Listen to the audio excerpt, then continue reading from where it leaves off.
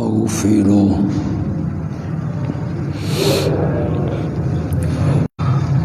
ونعوذ بالله من شرور أنفسنا ومن سيئات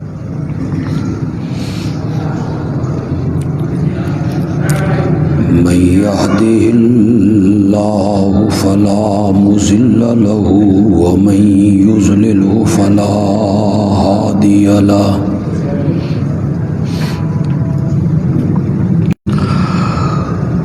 وأشهد أن لا إله إلا الله وحده لا شريك له رحيم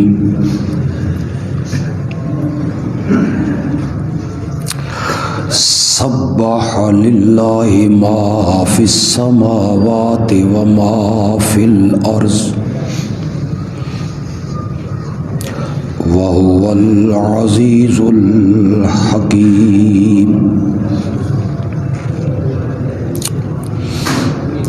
يا أيها الذين آمنوا لم تقولون ما لا تفعلون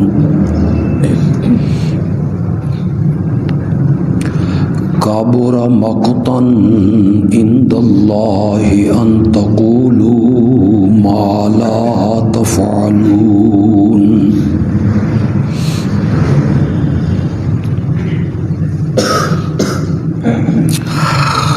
زمین و آسمان کی ہر چیز اللہ کی تسبیح پڑھتی ہے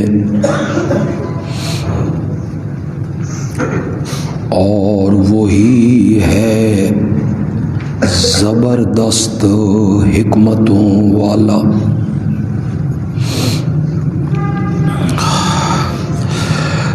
اے ایمان والو، تم وہ باتیں کیوں کہتے ہو جو کرتے نہیں ہو؟ اللہ کے ہاں بڑے غضب کی بات ہے کہ تم وہ بات کہو جو تم کرتے نہیں ہو۔ اللہم صلی علی محمد وعلی آل محمد کما صلیت علی ابراہیم وعلی آل ابراہیم انک حمید مجید۔ اللہم بارک علی محمد وعلی آل محمد کما بارکت علی ابراہیم وعلی آل ابراہیم انک حمید مجید۔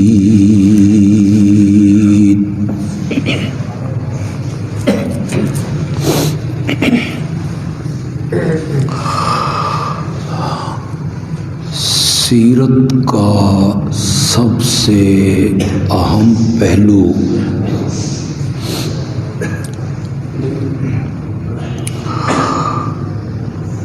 کہ میرے آقا و مولا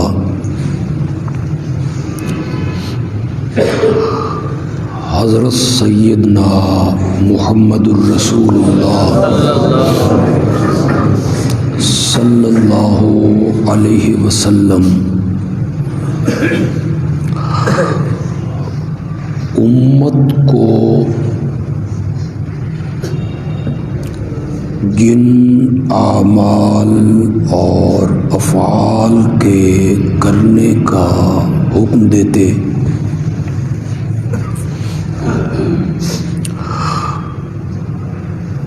آپ نہ صرف یہ کہ اس پر عمل کرتے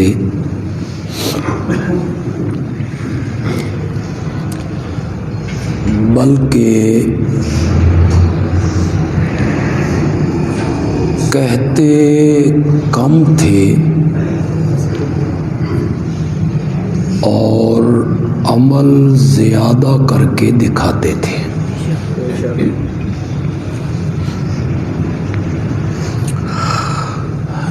جن لوگوں نے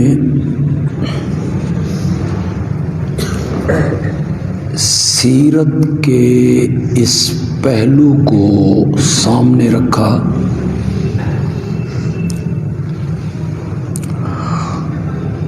تو ان کی سیرتیں اور ان کی زندگی کے حالات وہ قابل رشک بن گئے۔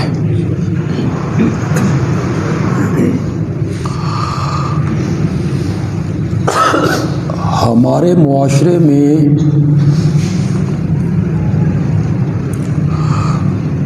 جو ابتری پھیلی ہوئی ہے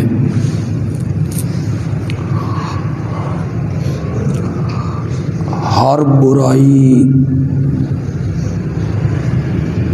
ہمارے معاشرے میں موجود ہے۔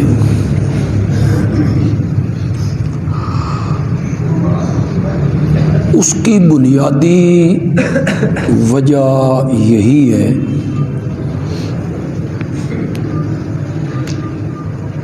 کہ ہم جو کہتے ہیں سنتے ہیں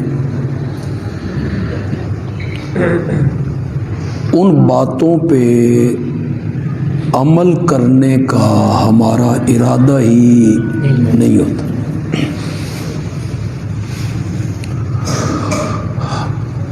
میں سمجھتا ہوں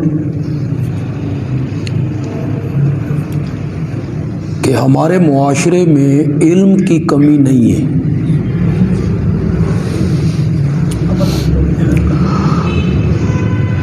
علم اور تعلیم جس دور سے ہم گزر رہے ہیں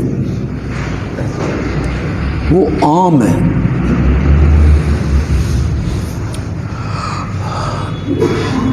بچوں کو بھی مسائل کا، احکام کا، شریعت کے افعال کا علم ہے۔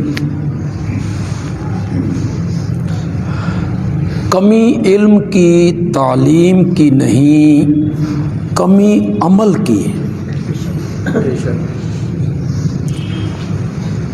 کہ جو ہم جانتے ہیں، جو ہم سمجھتے ہیں، جو ہم پڑھتے ہیں اس پر ہمارا عمل نہیں۔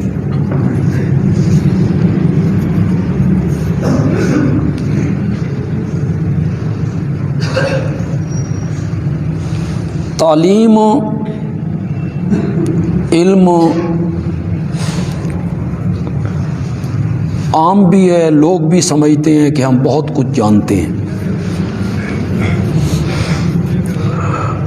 کبھی ہم محفل میں بیٹھے ہوں، علماء ہوں، کچھ اور لوگ ہوں، کوئی آدمی مسئلہ پوچھنے لگے کہ جی یہ پریشانی ہے، یہ ذرا مسئلہ بتائیں، تو ہمارے بتانے سے پہلے وہ جو عام لوگ بیٹھے ہوتے ہیں نا وہ شروع ہو جاتے ہیں۔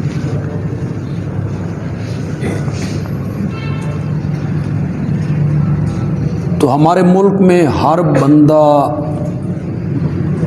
فتویٰ دینے میں مفتی اعظم ہند مفتی کفایت اللہ کے برابر ہے۔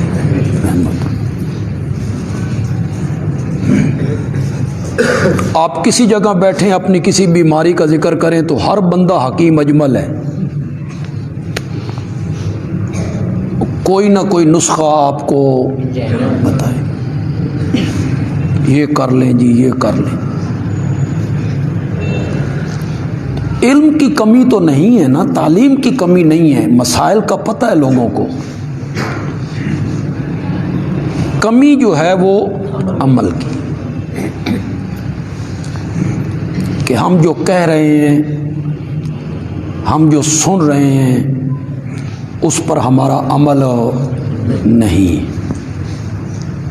اور نبی اکرم صلی اللہ علیہ وسلم کی سیرت کا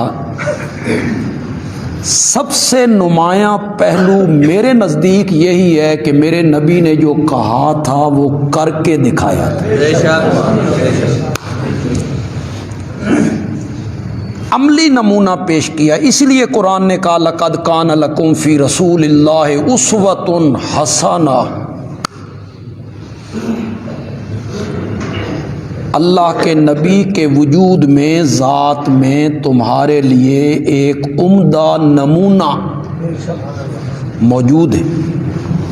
ان کو دیکھیے، اپنی شادی، غمی، تجارت، سیاست، عدالت، حکومت، چال چلن، اٹھنا بیٹھنا، شادیاں، ان کو دیکھتے چلے جائیے اور اس کے مطابق عمل کرتے چلے جائیے۔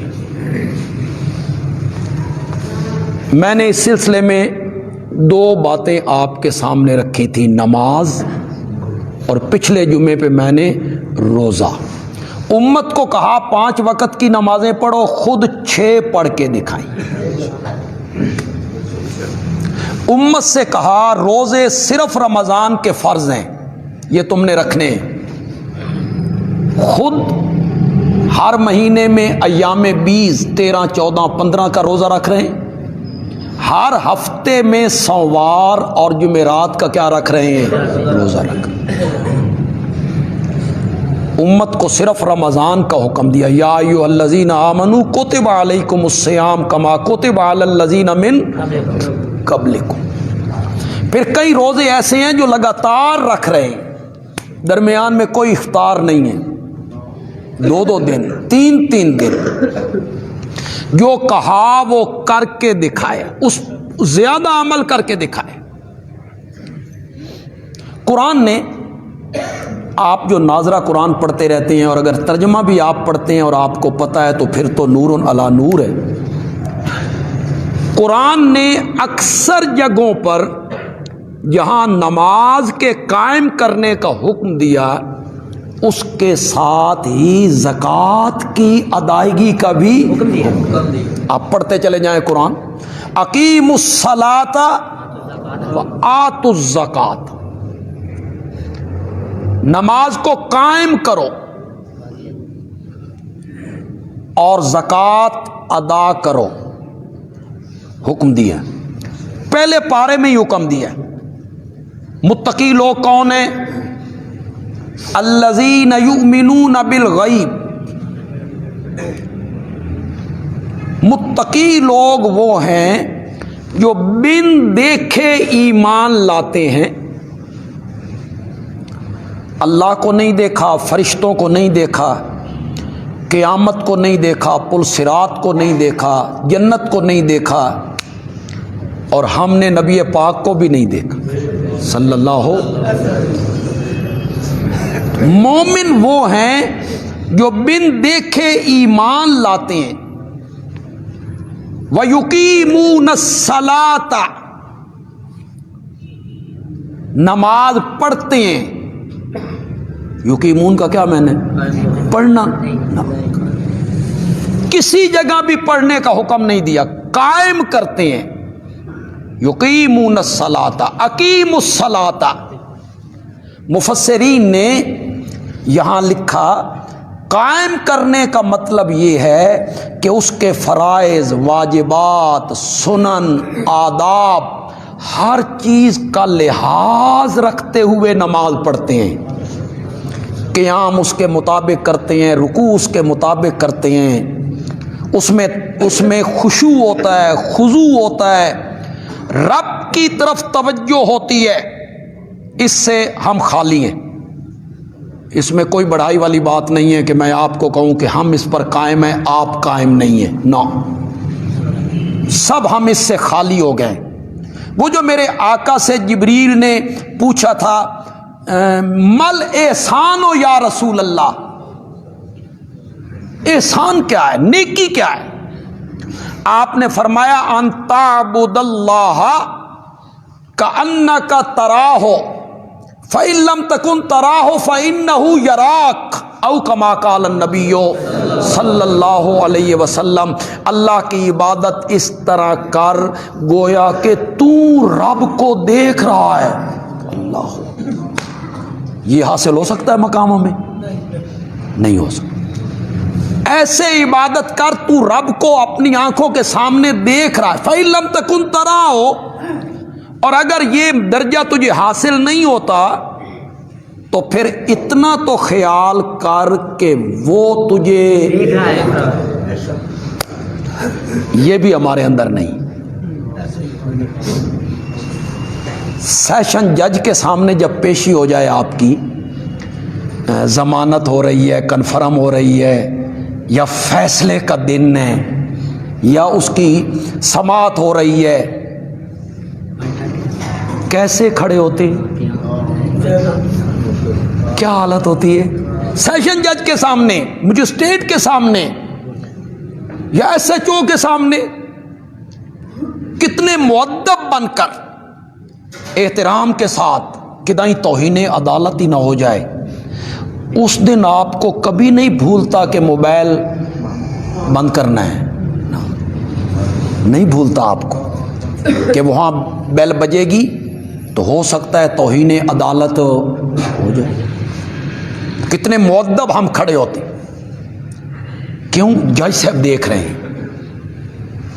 تو کیا جو ہماری نمازیں ہیں اس زاویے پر پوری اتر رہی ہیں؟ نہیں اتر رہی۔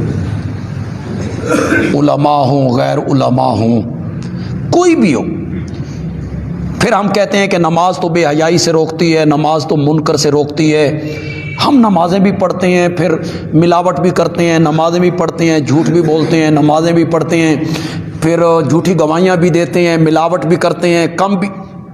تو یہ تو وہ نماز برائی سے روکتی ہے جو نماز قائم کرنا ہو۔ نماز کو کیا کرنا ہے؟ قائم کرنا ہے۔ اس میں عاجزی ہو، اس میں خشوع ہو، اس میں خضوع ہو کہ میں کس کے دربار میں کھڑا ہوں، وہ مجھے دیکھ رہا ہے۔ تو متقی لوگ کون ہیں؟ جو بن دیکھے ایمان لاتے ہیں۔ متقی لوگ وہ ہیں جو نماز کو قائم کرتے ہیں، نماز کو قائم کرتے ہیں۔ وَمِمَّا رَزَقْنَاهُمْ يُنْفِقُونَ، اور ہماری دی ہوئی روزی میں سے خرچ کرتے۔ تو جہاں نماز کا حکم ہے اس کے ساتھ ہی کس کا حکم ہے؟ زکوٰۃ کا۔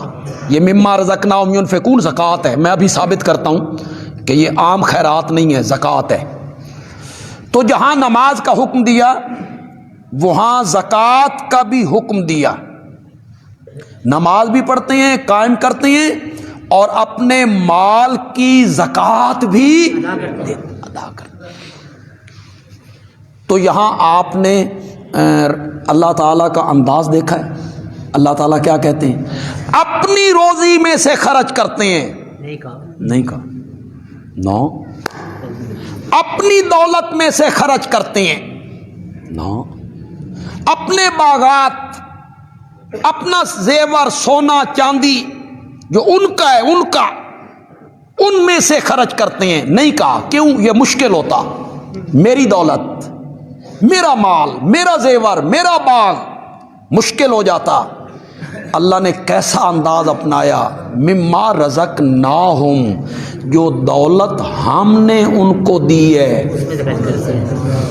یہ ضرب لگا رہے اللہ، تیری نہیں ہے، ہم نے دی ہے۔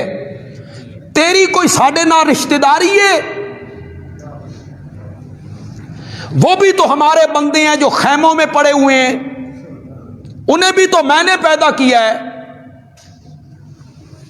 جن کی ماں تڑپ تڑپ کے مر جاتی ہے اور ان کے پاس علاج کرنے کی رقم نہیں ہوتی، ان کی جوان بیٹیوں کے سروں پہ چادر نہیں ہوتی، ان کے معصوم بچوں کے پاؤں میں جوتیاں نہیں ہوتی، وہ بھی تو میرے بندے ہیں۔ انہیں نہیں دیا، تجھے دیا ہے، تو وہ دولت تیری نہیں ہے، وہ ہم نے نعمت کی ہے، ہم نے رحمت کی ہے، ہم نے تجھے دی ہے۔ اس دولت میں سے کیا کرو؟ اب آسان ہو گیا۔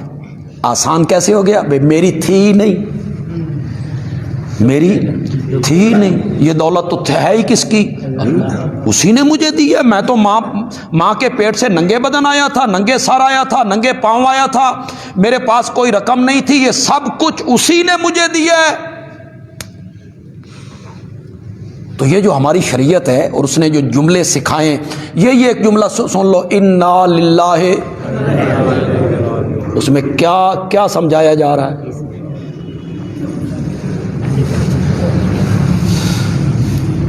لوگ تو سمجھتے ہیں کہ یہ مرنے پر پڑھنا چاہیے, عام لوگوں کا یہی خیال. ویسے ہے بھی یہی, بندہ فوت ہو جائے تو اطلاع پہنچے تو بندہ کہتا ہے انا للہ و انا الیہ راجعون. ہم بھی کسی سے تعزیت کرنے لگے تو سب سے پہلے یہی کہتے ہیں انا للہ و انا الیہ. لیکن قرآن کو آپ دیکھیں, جہاں یہ آیت ہے انا للہ و انا الیہ راجعون, وہاں موت کا ذکر نہیں ہے, وہاں موت کا ذکر ہی نہیں ہے. وَلَنَبْلُوَنَّكُمْ بِشَيْءٍ مِّنَ الْخَوْفِ وَالْجُوعِ, خوف, بھوک, وَنَقْصٍ مِّنَ الْأَمْوَالِ, مالوں کی کمی, باغ اجڑ گیا, دکان اجڑ گئی, وَالْأَنفُسِ, جانوں کی کمی, باپ چلا گیا, ماں چلی گئی, بیٹا چلا گیا, وَالثَّمَرَاتِ, پھلوں کی کمی. دو معنی کیے مفسرین نے, پھلوں سے مراد باغ ہیں اور پھلوں سے مراد معصوم بچے ہیں, وہ جو بچپن میں فوت ہو گئے, وہ بھی پھلوں کی طرح ہیں. اس کا ذکر کیا قرآن نے. وَبَشِّرِ الصَّابِرِينَ, صبر کرنے والوں کو خوشخبری سنا.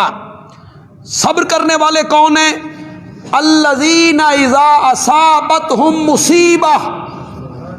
اب یہاں مطلق مصیبت کا ذکر ہے, یا موت کا کوئی ذکر نہیں. الذین اذا اصابتہم مصیبہ, جب بھی انہیں کوئی مصیبت, کوئی دکھ, کوئی تکلیف پہنچتی ہے, قالو, وہ بول اٹھتے ہیں, انا للہ و انا الیہ راجعون, ہم سب اللہ کے لیے. یہ میرا نقصان ہو گیا, مالی نقصان ہو گیا, جانی نقصان ہو گیا, تو یہ چیز تو میری تھی نہیں, یہ کس کی تھی؟ اب غم کیا ہو گیا؟ غم ہو گیا. کچھ غم دھل گیا.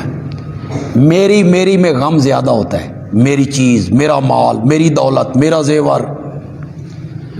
اب غم کم ہو گیا کہ یہ چیز میری نہیں تھی, اس کا اصل مالک کون تھا؟ انا للہ, ہم سب اللہ کے لیے, و انا الیہ راجعون, اور ہم سب نے لوٹ کے اسی کی طرف جانا ہے. آج ہمارا باپ چلا گیا ہے, کل ہم نے بھی چلے جانا. آج ہمارا بھائی چلا گیا ہے, کل ہم نے بھی چلے جانا. آج میرا بیٹا چلا گیا ہے, کل ہم نے بھی چلے جانا. اسی کی طرف ہم نے لوٹ کے جانا ہے. تو بتایا یہ گیا کہ کوئی چیز تیری نہیں ہے, ہر چیز کا مالک کون ہے؟ ہم جو تعزیت کرتے ہیں, تعزیت کرنے جاتے ہیں, تو ہمارے ہاں تو رواج ہے بھائی دو دفعہ جانا, تین دفعہ جانا, روز جانا, صبح جانا, شام جانا, منہ وکھا کے آنا. شریعت اس کی قائل نہیں. آپ مانے یا نہ مانے, میں تو آپ کو بتانا چاہتا ہوں, جو جنازے میں شامل ہو گیا اس کی تعزیت ہو گئی تعزیت. لیکن آپ جائیں, اس کا طریقہ کیا ہے؟ ہم نے جو طریقہ اپنا ہوا ہے, فاتحہ یاد کرو, کلام یاد کرو, ادھر سے آواز آ رہی, ادھر سے آواز آ رہی, ادھر سے آواز. کون پڑھ رہا ہے جی کلام؟ کتنے لوگ وہاں کلام پڑھ رہے ہیں جی؟ یہ ہمارے یہاں رسم ہے. میں نے کہا نا کہ میرے پیارے پیغمبر کی زندگی میں امت کے لیے پورا نمونہ موجود ہے. آپ تعزیت کے لیے نہیں جایا کرتے تھے؟ جاتے تھے, تعزیت کرتے تھے. اٹھاؤ حدیث کی کتابیں, اس میں میرے آقا جو جا کے جملے کہا کرتے, وہ بڑے خوبصورت جملے بھی پڑھ دیتا ہوں, اس کا ترجمہ بھی سنا دیتا ہوں. ان للہ ما اخذ ولہ ما آتا. حد ہی ہو گئی، امت کو سمجھانے میں حد ہی کر دیے میرے نبی. ان للہ ما اخذ، جو اس نے لے لیا وہ بھی اسی کا ہے. لے لیا یعنی باپ، بیٹا، بہن، بھائی فوت ہو گیا، وہ اسی کا تھا، وہی مالک ہے اس کا. ان للہ ما اخذ وَلَهُ مَا آتا. مزہ آیا نا امت کو سمجھانے کا مزہ. وَلَهُ مَا آتا، اور جو کچھ اللہ نے تمہیں عطا کر رکھا ہے وہ بھی اسی کا ہے. کہ تو سمجھ کہ یہ میرا ہے، جو لے لیا وہ بھی اسی کا ہے. جو عطا کیا، زمین دے دی، پلاٹ دے دیے، فیکٹری دے دی، دکان، مال، زیور، رقم، اولاد، اس کا بھی حقیقی مالک وہی ہے.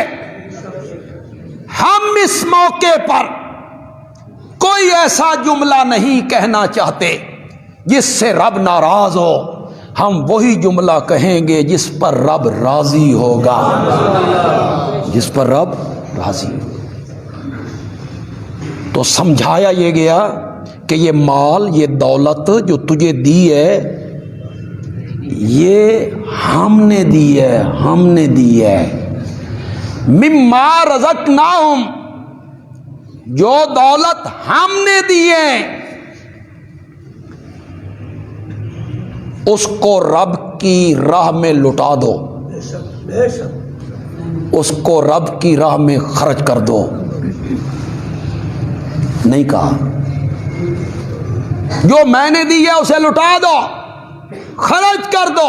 نہیں، مما میں من بازی ہے، مانا کریں گے اس میں سے کچھ،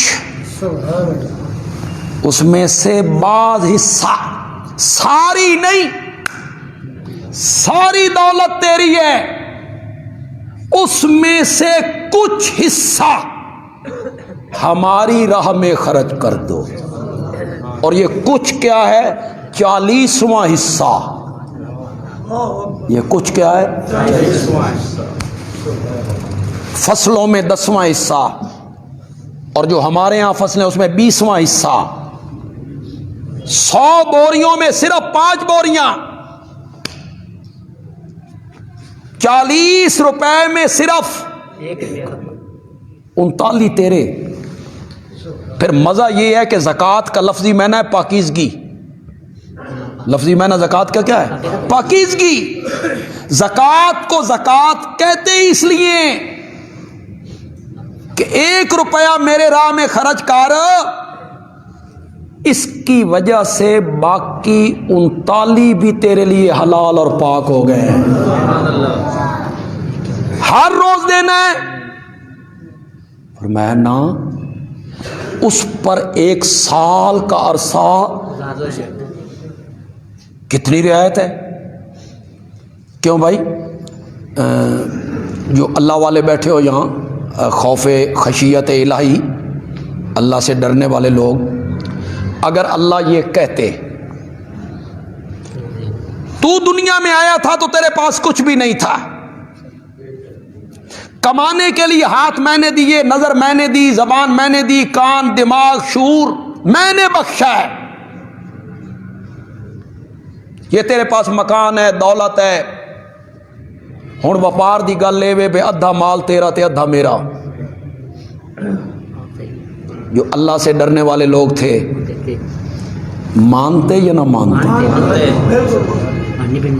آدھا تیرا آدھا میرا. فرمایا نا، آدھو ود نہیں. 1000 روپے چو صرف 25 روپے میرے. اللہ اکبر. 100 میں سے صرف 2.5 روپے میرے، 97.5. اس کی وجہ سے وہ بھی طیب. طیب کا یہ میں نہ سمجھ لینا بے حرام نال کماؤ تے پھر طیب، وہ طیب نہیں ہوں گے. کم تول کے کمایا، سود کے ذریعے کمایا، رشوت کے ذریعے کمایا، وہ طیب نہیں ہوں گے۔ یہ وہ ہے جو روزی کما رہے ہو حلال طریقے سے شریعت کے مطابق، اس میں سے زکوٰۃ نکال، باقی مال پاکیزہ۔ اور وہ جو، یہ بات آپ نے غور سے سنی، اور وہ جو 100 میں سے 2.5 روپے نکالنے ہیں نا سال کے بعد، وہ بھی آسمان والے پاسے نہیں سٹنے کہ میری طرف آپ نے پھینک دینے ہیں، یا اوپر سے آگ آئے اور اس کو اچک کے لے جائے جس طرح پہلی امتوں میں ہوتا تھا۔ فرمایا نہیں، وہ بھی خرچ کر غریب رشتہ داروں پر، پڑوسیوں پر، فقیروں پر، مسکینوں پر، یتیموں پر، اللہ کے راستے میں سفر کرنے والے طالب علموں پر جو دین پڑھنے کے لیے نکلے ہیں، اللہ کی راہ میں نکلے ہیں، ان پر، اپنے رشتہ داروں پر، برادری پر خرچ کر۔ ضائع ہو گئے؟ فرمایا آگے سن، دنیا دا ہر سود حرام ہے، اور سود تجھے بینک والوں نے اور سود خوروں نے دینا بھی کتنا ہے؟ لکھ 6,000، لکھ نال 7,000 میرے بینک میں جمع کرا، میں 1 روپیہ لوں گا، 700 روپے قیامت کے دن واپس کروں گا۔ اتنا سود تین دینا بھی کسی نہیں، اتنا نفع تین 700 گنا کر کے واپس دوں گا۔ آگے سنو، واہ واللہ یضاعف لمن یشاء، یہ 700 والی بات حتمی نہیں ہے، اگر دینے میں اخلاص زیادہ ہوگا تو میں 700 سے بھی بڑھا دوں گا۔ میری راہ میں مال خرچ کر، زکوٰۃ دیا کر۔ کتنے لوگ ہیں ہمارے معاشرے میں، کہ میں لفظ اپنا ایک بولتا ہوں، جڑے مین کے زکوٰۃ دیں، مین کے اس طرح تو دے دیتے ہیں، رمضان شریف آیا 5,000 دے دو، 10,000 دے دو، 20,000 دے دو، 25,000 دے دو، 50,000 دو، اس طرح تو کرتے ہیں لوگ۔ مین کے دکان میں سودا کتنا ہے، ادھار ہم پر کتنا ہے، کتنی ادائیگی کرنی ہے، کتنے لوگوں سے لینا ہے، گھر میں زیور کتنا ہے، مین کے کتنے لوگ زکوٰۃ ادا کرتے ہیں۔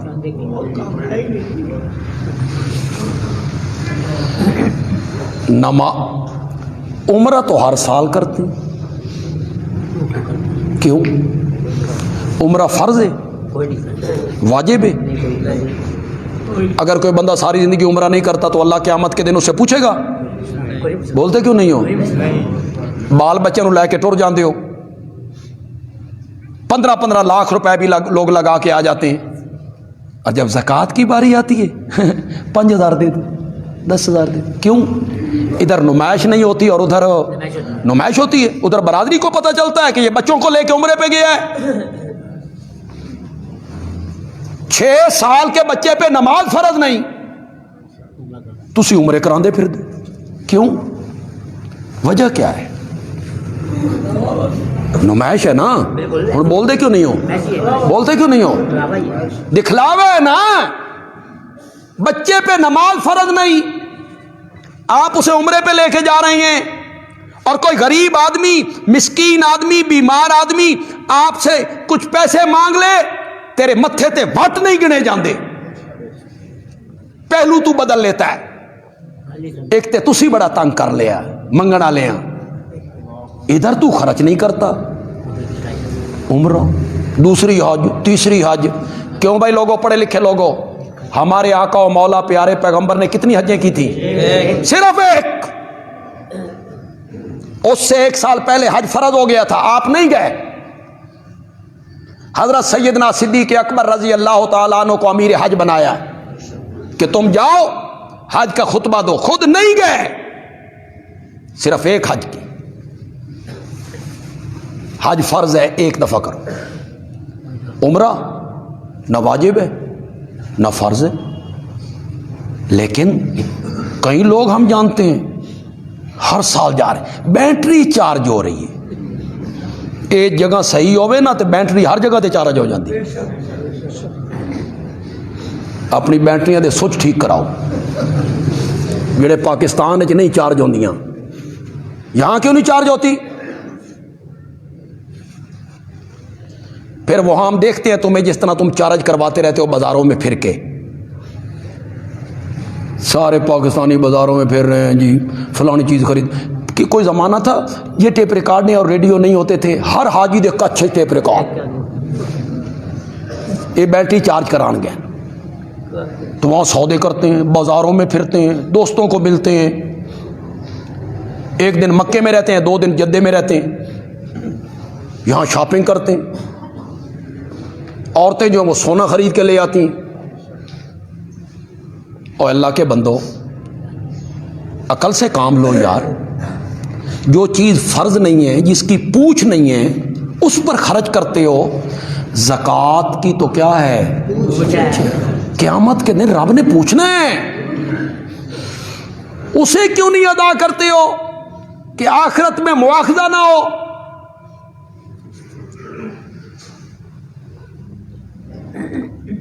کیا کہا قرآن نے؟ والذین یکنزون الذھب والفضہ، جو لوگ سونے اور چاندی کے خزانے بناتے ہیں. ولا ينفقون فی سبیل اللہ، اور اسے اللہ کی راہ میں خرچ نہیں کرتے. ہم اس مال کو لوہے کی تختیوں میں بدل دیں گے، پھر ہم اسے جہنم میں دہکائیں گے. فَتُقْوَى بِهَا جِبَاهُمْ وَجُنُوبُهُمْ، پھر ہم ان تختیوں کے ساتھ داغیں گے ان کے ماتھوں کو، ان کے پہلوؤں کو، ان کی پیٹھوں کو. ماتھے کو اس لیے کہ مانگنے والا آتا تھا تو بال پڑتے تھے.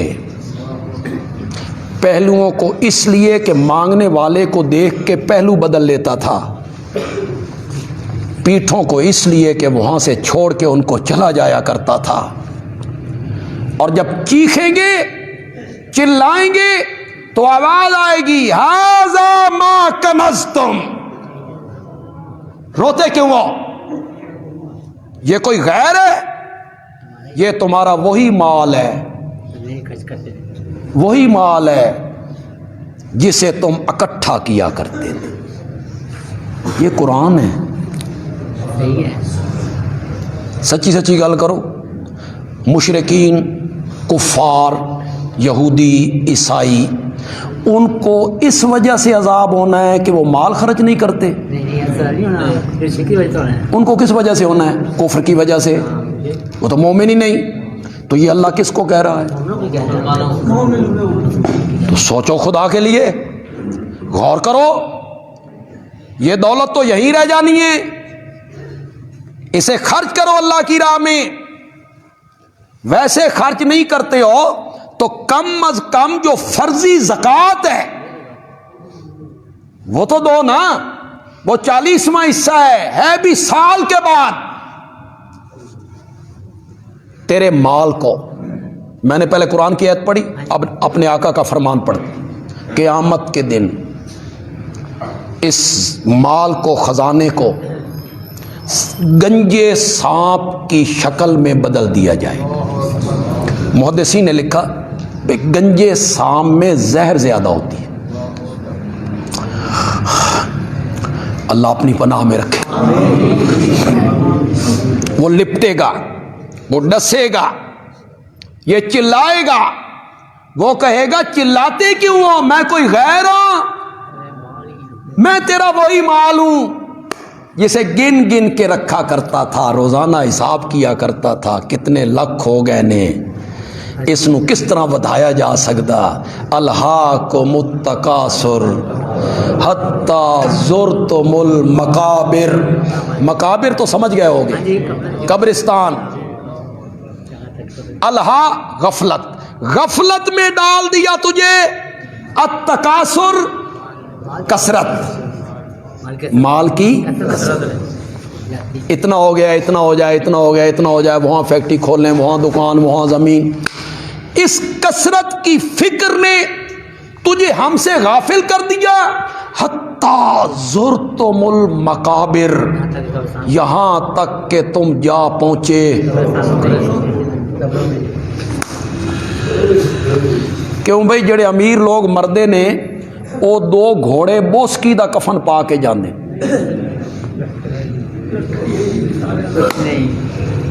تیرے دربار میں پہنچے تو سبھی ایک ہوئے. فقیر بھی وہی لباس پہن کے جا رہا ہے، مل آنر بھی وہی لباس پہن کے جا رہا ہے. شوگر مل کا ایک مالک مر گیا، مل میں پہنچا تو مر گیا. وہاں زندگی کا کیا پتہ ہے. اس کے بیٹے مل سے گھر میں میت کو منتقل کرنے لگے.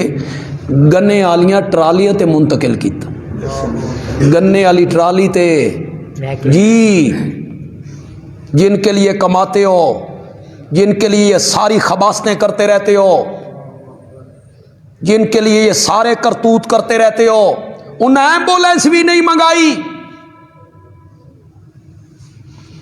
اور ٹرالی تے لد کے لے گئے. یہ زندگی ہے یار. بعد والوں نے کیا سلوک کرنا ہوتا ہے، کتنا سلوک ہوتا ہے. ماں باپ کے لیے کتنی دعائیں کرتے ہیں لوگ، کوئی بھی نہیں کرتا، پوچھتا بھی کوئی. برسی تے بڑے یاد آندے نے ابا جی، برسی کرنی ہے تے دیگاں پک. کیوں؟ نمائش، مقصد وہی نمائش، نمود و نمائش ہے. برسی ہو رہی ہے جی، ابا جی کی برسی کرنی، اس پر دیگیں پک رہی. مجھے کسی نے بتایا کہ اب چہلم کے کارڈ چھپتے ہیں. من ہور فکر ہے بھئی ایک ادائی شادی حالاں دے وچ ایک کم بھی نہ شروع ہو جائے. بھئی چہلم شادی حال ہے، وہاں سارے لوگ آ جاؤ. انا للہ. اور جس کا شریعت میں ثبوت کوئی نہیں، یہ برسیاں سال گرے اور یہ شریعت کا حکم نہیں ہے، یہ عیسائیت ہے. شریعت یہ ہے، اللہ اکبر، شریعت یہ ہے ہر نماز میں کہے ربنا اغفر لی. شریعت یہ ہے.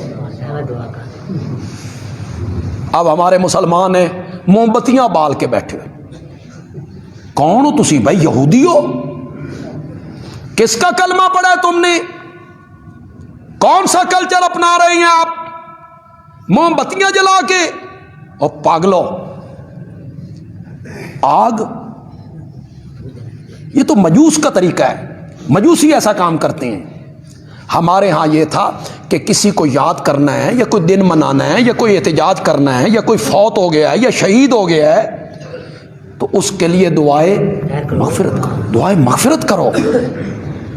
مانگو اللہ سے کہ یا اللہ یہ مومن مسلمان جو مر گئے ہیں، شہید ہو گئے ہیں، ظلمن شہید ہو گئے ہیں، یا اللہ ان کی مغفرت فرما.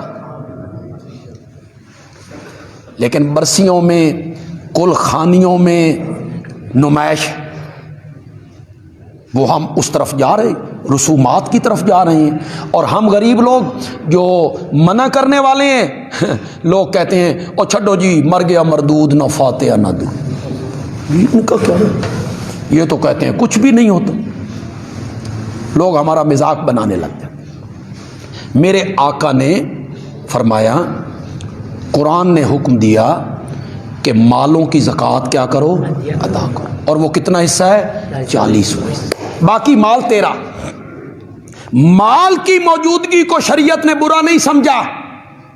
اگر آپ میں کوئی مالدار لوگ موجود ہیں تو مال کوئی بری چیز نہیں ہے. نعم المال الصالح للرجل الصالح.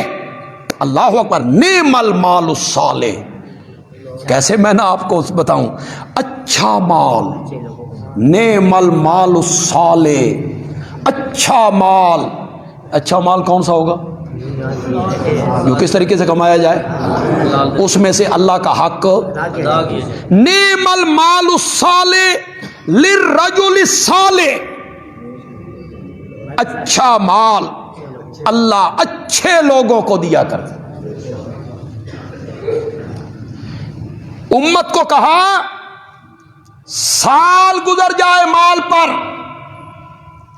مال بھی 7.5 تولے سونا، اس سے کم میں بھی نہیں، 40واں حصہ رب کی راہ میں دو۔ امت کو یہ کہا، اور میرے نبی نے خود عمل کر کے یہ دکھایا کہ گھر میں کبھی مار رکھنے کو اچھا ہی نہیں سمجھا، سب اٹھا کے دے دیا، کچھ بھی نہیں ہے گھر میں، کچھ بھی نہیں ہے، کوئی مال نہیں ہے۔ پہلے تو حالات بڑے یعنی مالی حالات کمزور تھے، غزوہ خیبر حالات اچھے ہو گئے، بنو قریظہ فتح ہو گیا، مال اچھے ہو گئے، بنو قریظہ کی زمینیں آ گئیں، مال غنیمت آ گیا، مال مسلمانوں کے پاس آیا، خوشحالی آنے لگی، خوشحالی آنے لگی۔ تو بیویوں کے جو خرچے تھے نا وہ سالانہ دے دیے جاتے تھے، سال کا خرچہ اکٹھا دے دیا جاتا، وہاں سے آمدن آئی خرچہ دے دیا۔ ابھی سال نہیں گزرا خرچہ ختم ہو گیا، پھر ایک مہینہ چولہوں میں آگ نہیں جل رہی۔ وہ کیسے خرچ ہوتا تھا خرچہ؟ کوئی غریب آ گیا، کوئی مسکین آ گیا، نبی پاک نے فرمایا اسے بھی دے دو، اسے بھی دے دو، وہ گھر کا خرچہ اٹھا کے انہیں دے دی، خود کچھ نہیں، اپنے پاس ایک چٹائی ہے، ایک مشکیزہ ہے، ایک بستر ہے، ایک پانی پینے کے لیے پیالہ ہے۔ امت کو کہا 40واں حصہ دو، اور خود میرے نبی نے عمل کر کے دکھایا کہ گھر میں کوئی مال، کوئی درہم، کوئی دینار، کوئی خرچہ نہیں رکھا، سب اٹھا کے رب کی راہ میں قربان کر دیا میرے نبی نے۔ آخری دن جو چراغ میں تیل جل رہا ہے، یہ بھی پڑوسیوں سے ادھار مانگا گیا ہے۔ ایک زرہ ایک یہودی کے پاس رہن رکھ کر کچھ رقم لی گئی، خود اتنا بھی اپنے پاس نہیں رکھا۔ ازواج کے گھروں میں فاقے پہ فاقہ ہے۔ حضرت عثمان کو پتہ چلا تو وہ کچھ سامان دے کر گئے، اور جب میرے نبی کو پتہ چلا کہ عثمان دے کر گئے ہیں تو حضرت عائشہ رضی اللہ تعالیٰ عنہ فرماتی ہیں نبی پاک فوراً مسجد میں چلے گئے، میں سن رہی تھی، مسجد میں جا کے آپ نے حضرت عثمان کے لیے دعا کرنی شروع کر۔ عصر کی نماز پڑھانے آئے، نماز پڑھا کے فوراً گھر میں چلے گئے، صحابہ نے دیکھا بڑی جلدی سے جا رہے ہیں، مغرب کے لیے آئے تو پوچھا یا رسول اللہ آج خلاف معمول آپ نماز پڑھنے کے بعد اتنی جلدی گھر میں چلے گئے؟ آپ نے فرمایا مجھے خیال آیا کہ میرے بستر پہ سونے کا ایک ٹکڑا موجود تھا، اور نبی کے گھر وہ ٹکڑا موجود ہو تو رب اس نبی کی نماز بھی قبول نہیں کیا کرے۔ امت سے کہا 40واں حصہ رب کی راہ میں خیرات کرو، زکوٰۃ دو، اور میرے نبی نے جب اس پہ عمل کر کے دکھایا تو جو کچھ گھر میں تھا سب کچھ قربان کر دیا، وراثت میں کچھ نہیں چھوڑا۔ یہ لوگ یوں ہی فدق فدق کی بات بنائے رکھتے ہیں، فدق باغ فدق، باغ فدق میرے نبی کی ملکیت تھا، میرا نبی دنیا جوڑنے آیا تھا، میرا نبی باغات اکٹھے کرنے آیا تھا۔ فدق اس کی جو آمدن تھی وہ نبی پاک کے اخراجات کے لیے وقف تھی اور لوگوں کے لیے بھی تھی. فدق کا باغ آپ کی ملکیت نہیں تھا. ہم انبیاء نہ کسی کے وارث بنتے ہیں، نہ ہم کسی کو وارث بناتے ہیں.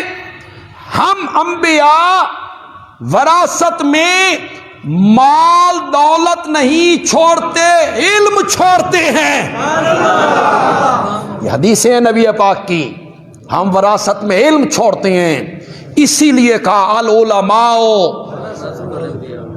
علماء انبیاء کے وارث ہیں. کس معنی میں؟ علم کے معنی میں، کہ وہ جو انبیاء کا علم ہے علماء کے پاس ہے.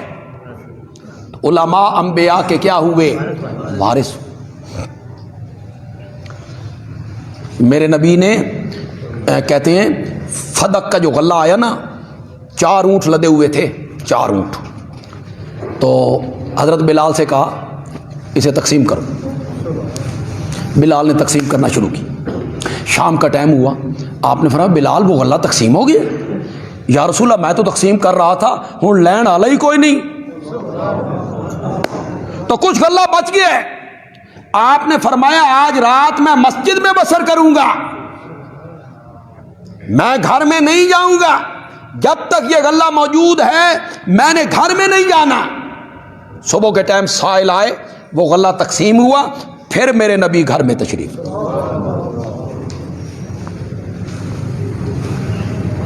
اسی طرح حضرت ام سلمہ سے ایک مرتبہ کہا، ام سلمہ 7 دینار میرے پاس رہ گئے تھے، مجھے یاد ہی نہیں رہا اور میں ساری رات سویا نہیں.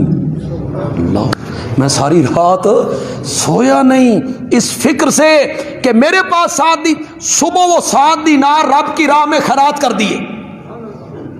امت سے کہا 40واں حصہ سال گزرنے کے بعد رب کی راہ میں خیرات کرو، اور میرے نبی نے اس پر عمل کر کے دکھایا. تو گھر کا سارا مال رب کی راہ میں کیا کر دیا؟ خیرات کر دیا، کچھ بھی نہیں رکھا.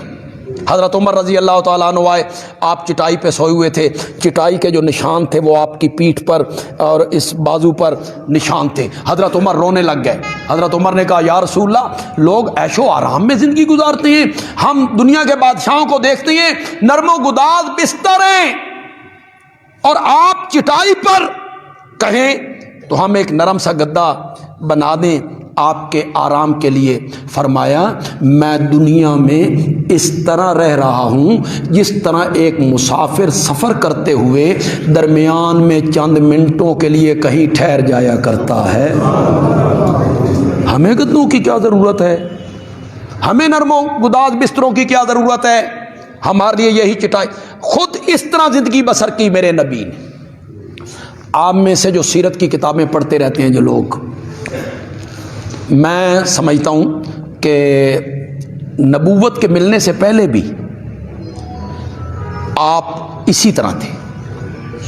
وہ جب نبوت ملنے کے بعد آپ گھر آئے اور گھر آ کے حضرت خدیجہ سے کہا زمبے لونی دس سے رونی کمبل اڑا دو مجھے سردی لگ گئی ہے، ایک بندے نے بھینچا ہے، میری پسلیاں ایک دوسرے کے اندر چلی گئی ہیں، کہیں میری موت واقعہ نہ ہو جائے.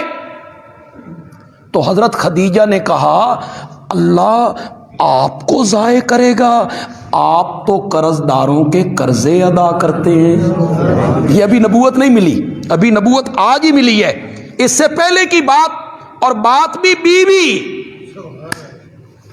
زوجہ، گواہی زوجہ دے رہی ہے. آپ تو قرض داروں کے قرضے ادا کرتے ہیں اور مصیبت زدہ لوگوں کی مصیبتوں میں ان کے کام آتے ہیں. اور سن رہے ہو کہ کوئی نہیں سن رہے ہو؟ صرف سنتے ہی رہتے ہو کہ کوئی عمل بھی کرو گے اس پر؟ مصیبت زدہ لوگوں کے کام آیا کرو یار، بیماروں کے، مصیبت زدوں کے، مقروضوں کے کام آیا کرو. یہ دولت کہاں لے کے جانی ہے؟ جن لوگوں کو دولت ملی ہے کہاں لے کر جاؤ گے اس دولت کو؟ اس دولت کو خرچ کرو رب کی راہ میں، مصیبت زدوں پر، غریبوں پر، مسکینوں پر، قرض داروں پر جو مقروض ہیں ان پر خرچ کرو اپنی دولت کو، یہ میرے نبی کی سنت ہے، یہ میرے نبی کا طریقہ ہے، یہ میرے نبی کی سیرت ہے۔ دیکھیں لوگوں کے کام آؤ، لوگوں کی مصیبتوں میں لوگوں کے کام آؤ۔ آج کل حالات بڑے دگرگوں ہیں، غریب لوگوں کے لیے زندگی اجیرن بن گئی۔ آج ان کے لیے علاج، معالجہ، کھانا، روٹی مشکل کام ہو گئے، بہت مشکل ہو گئے۔ آپ میں سے جن لوگوں کی تنخواہیں 40,000 ہیں، 35,000 ہیں، 50,000 ہیں، ذرا سوچو نا کس طرح بدر ہوتی ہے۔ اور اس مزدور کا تو سوچو جو گول چوک میں کھڑا ہے، کبھی دہاڑی لگی، اس کا بھی تو سوچو نا کہ جس دن دہاڑی نہیں لگی وہ گھر میں کیسے جائے گا۔ تو آپ کے پڑوس میں کوئی ہے تو اس کا خیال کرو۔ یہی کام آنا ہے۔ ایمان کے بعد، ایمان اور اعمال صالحہ کے بعد اگر کوئی چیز کام آنے والی ہے تو وہ لوگوں کے ساتھ ہمدردی ہے، حقوق العباد ہیں۔ میرا اپنا بڑا دل اس طرف یعنی مائل ہے۔ وسائل کی کمی ہوتی ہے، لیکن خدا گواہ بڑی دفعہ خیال آیا کہ ایک یتیم بچوں کے لیے ایک جگہ بنائی جائے، وہاں یتیم بچوں کو جن کے باپ مر گئے ہیں اور ان کو، ہاں جی ماشاء اللہ 19 چک میں بلوال کے قریب، تو ان بچوں کی پرورش صحیح کی جائے، ان بچوں کی تعلیم کا، سکول کی تعلیم کا، دینی تعلیم کا انتظام کیا جائے۔ دل بڑا کرتا ہے، لیکن ہمارا ایک مدرسہ ہے، ادارہ ہے، اس کو چلانا ہوتا ہے۔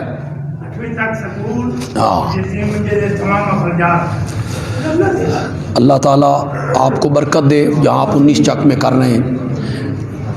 تو یہ ہے کام کرنے کے، یعنی دینی مدرسے کو چلانے کے ساتھ ساتھ لوگوں کے بھی تو ہم کام آئے نا۔ سرگودے والے ہمیں بچے نہیں دیتے زیادہ پڑھنے کے لیے، تو یہ جو جامعہ ضیاء العلوم ہے ہمارا، اس کا آپ کو کیا فائدہ پہنچا؟ تو کچھ آپ کو بھی فائدہ اس کا پہنچنا چاہیے۔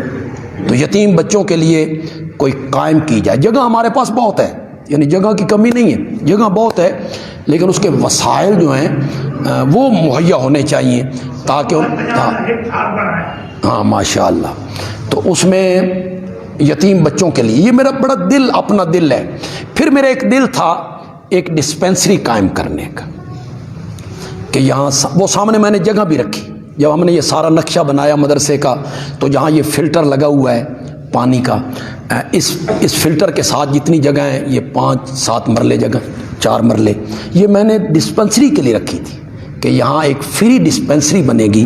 ہمارے پاس 300 طالب علم ہیں، اب 300 طالب علموں کا علاج معالجہ بڑا مشکل ہو جاتا ہے۔ بچے ہیں، سردی ہے، جس بچے کو بھی دیکھتے ہیں اس نزلہ، زکام، کھانسی، بخار، بچے جو ہوئے، تو وہ علاج کے لیے کسی ڈاکٹر کے پاس جائیں وہ بھی نہیں جاتے۔ چلو اندر ہی انتظام ہو، ایک ڈاکٹر بیٹھے 2 گھنٹے کے لیے بیٹھے، بچے وہاں دوائیاں لے لیں۔ اور یہ جو اہل محلہ ہیں ہمارے، ان میں جو غریب لوگ ہیں، یا جی اس علاقے کے اربن ایریا محمدی کالونی کے جو غریب لوگ ہیں، نہیں کر سکتے علاج معالجہ اپنے بچوں کا، گھر والوں کا، وہ بھی یہاں سے علاج کروا لیں، ان کے بھی ہم کام آئیں۔ یہ ہیں دعائیں۔